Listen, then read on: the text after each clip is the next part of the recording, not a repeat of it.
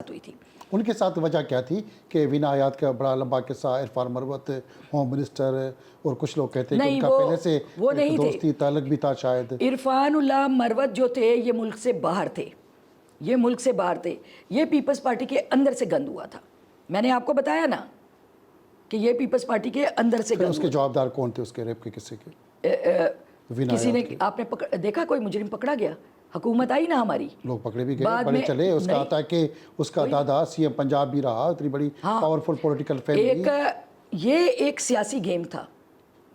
पठान को peoples party से लड़वाना था, काकड़ों को पीपल्स पार्टी के साथ लड़वाना था, बलोचों को पीपल्स पार्टी के खिलाफ लड़वाना था, क्योंकि आसिफ अली जरदारी का बहुत मुस्बत एक किरदार आ रहा था।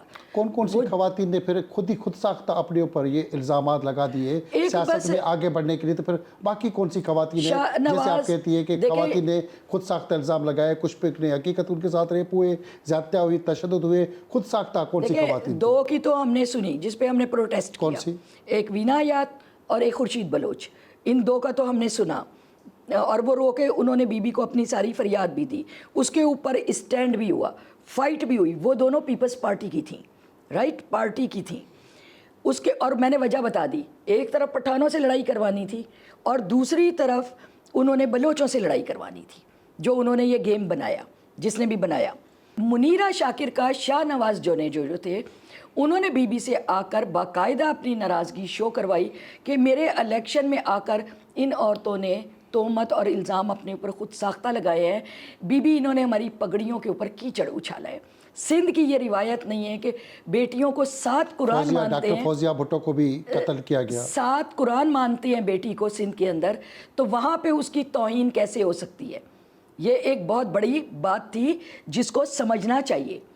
तो एक गेम बन रहा था, सारा गेम हो रहे थे।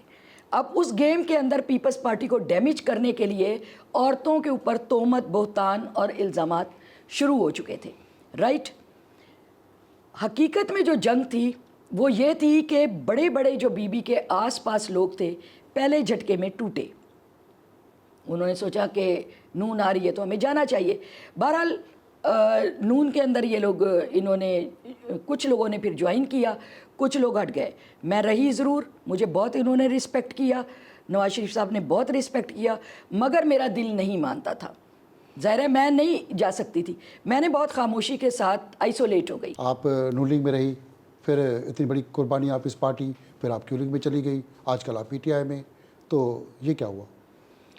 देखिए, मैंने नून लीग के अंदर जो धक्का दिया गया था बस उतना ही धक्का था, और मज़हर भाई भी उसके गवाह हैं। उनको बताया था कि किस तरह से मेरे साथ हो रहा है, जो थ्रेडिंग और वो सब कुछ है।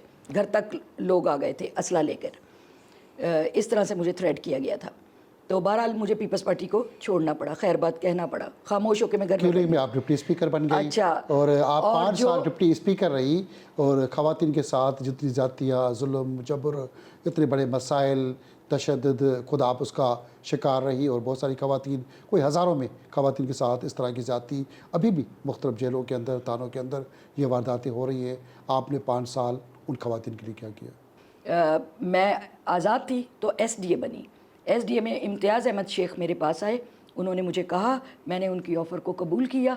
पहला मेरा पॉलिटिकल ये कदम हुआ काफ, तो फिर बाद में उसको पूरे एसडीए को मर्ज करके काफ का नाम दे दिया गया। मगर मैं तो अपने सिंध के अंदर ही थी, अपने सिंध के अंदर ही। उसमें पहली डिप्टी स्पीकर बनाई गई।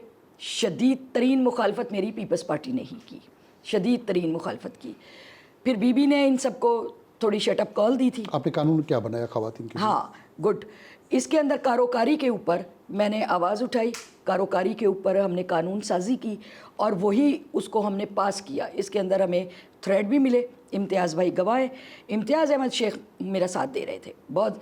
जनरल परवेज़ मुशर्रफ साहब ने मेरा बहुत ज़्यादा साथ दिया, मैं उनको सलूट पेश करती हूँ। चौधरी अपने शुजात हुसैन साहब को सलूट पेश करती हूँ। जो कुछ मैं कर सकी, मैंने इनकी क्लासेस शुरू करवाई कि एमपीए बनने के बाद आप जो आते ही नहीं हो असम्बलीज़ के अंदर, तनख्वाहें और पैसे लेते हो, मैंने तो इनकी क्लासेस अमेरिका की मदद से वहाँ पे काउंसलिंग शुरू करवाई।